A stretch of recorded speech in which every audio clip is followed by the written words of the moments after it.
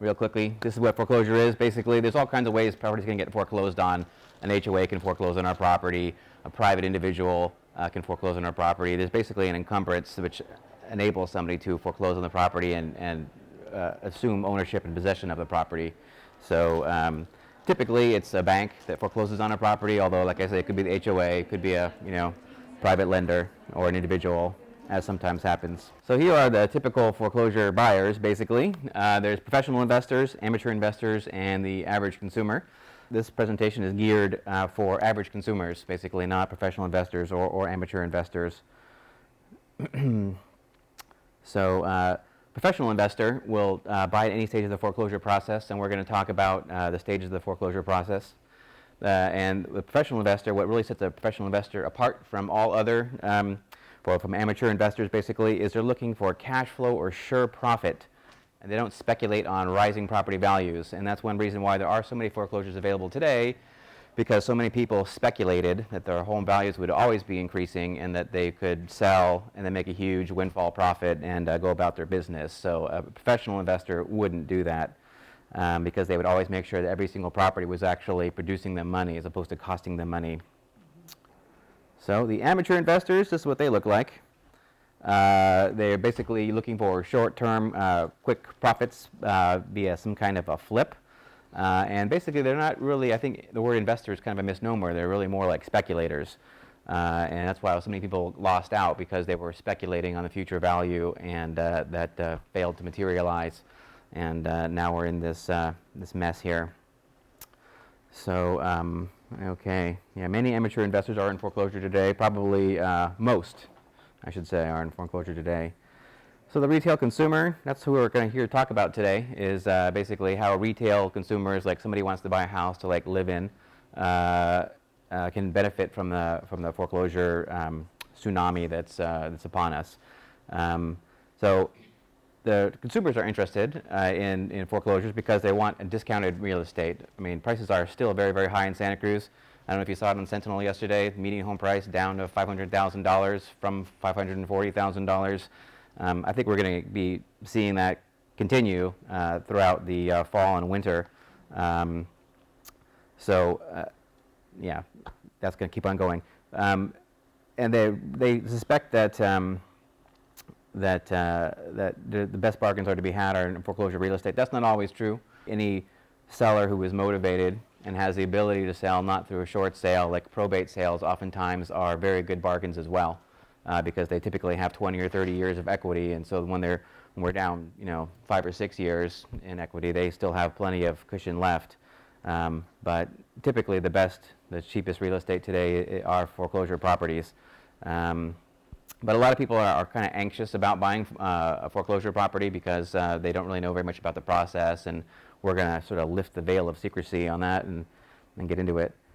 So there's 3 stages of foreclosure, really. The first would be a pre-foreclosure, which is what a short sale. You may have heard a lot about short sales. We'll talk about that briefly, although not too much. And then the middle stage, I call it, which is only a moment. It's the trustee sale on the courthouse steps. That's probably the most famous part of the foreclosures. Everyone knows where they auction off the properties on the courthouse steps. And then after the foreclosure sale, you can buy from the bank when it becomes what's known as an REO. And in fact, most foreclosure sales in Santa Cruz County are REOs, or to private individuals anyway. You can get in on a foreclosure before it actually happens. So it's not actually a foreclosure, it's just a buyer who's in distress, basically. You can approach these people directly who are in distress. It's a public matter. Notice of default is filed down at the county, and you can see it like in the Santa Cruz Record or on Realty Track. There's various ways to see who has had a notice of default filed, because it's a public notice. And you can try approaching these people directly to buy their property for them. Very few to none retail people would try and do that, just because it's far too complicated. It's basically a full-time job working a short sale for the most part. So hardly anybody does this. This is mostly some professional investors will do this because they are reading notice of default every day, and they are really carefully tracking the market to see if they can't get in and lock up a short sale before everybody else gets onto it. Let's see here. So short sale. A lot of listings that are right now on the MLS are short sales. I'm not sure what percent. I would probably guess 25% of the homes for sale are short sales, if I had to guess. Let's see here. And basically, somebody got into a distressed situation, either divorce, job loss. A lot of people actually are having their hours cut and their salaries cut, right? So like when that happens, it's really easy to fall behind on your mortgage payment. So one big thing is that people hear short sale and they think fast sale. It's actually the opposite.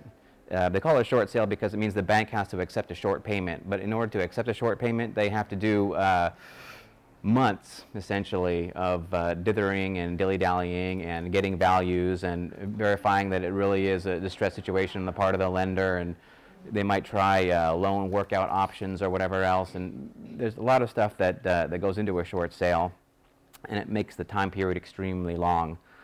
So if you're going to do a short sale, just be aware that typically it will take months, 3 to 4, 6 months. I put an offer in a place on April 4th up in Felton.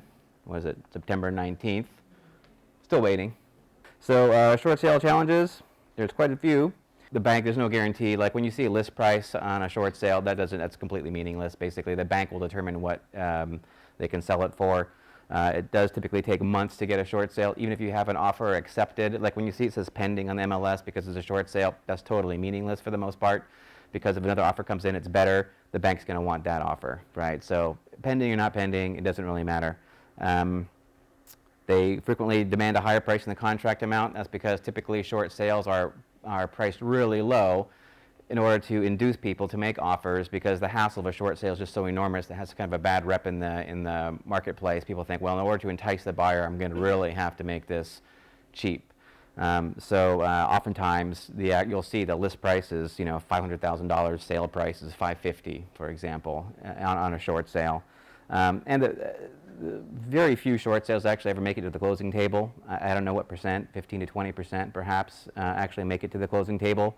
And the big reason for that is because buyers end up walking away because they don't want to wait 5 months or a year and a half or however long it takes, because there's so many other properties coming on the market, and they're typically in a declining market. Despite whatever you might read in the newspaper, the market is still declining, and properties come up which are cheaper all the time. They're like, wait, well, I can just buy this nice bank foreclosure really quickly, and so buyers walk. That's the number one reason. And the home oftentimes gets foreclosed while negotiating a short sale. I sell properties for the banks. I sell a lot of properties for the banks, and I'd say about 10 to 20% of the listings I get are actually in escrow as a short sale at the time that I actually get them. So just because you're in contract on a short sale really doesn't mean too much.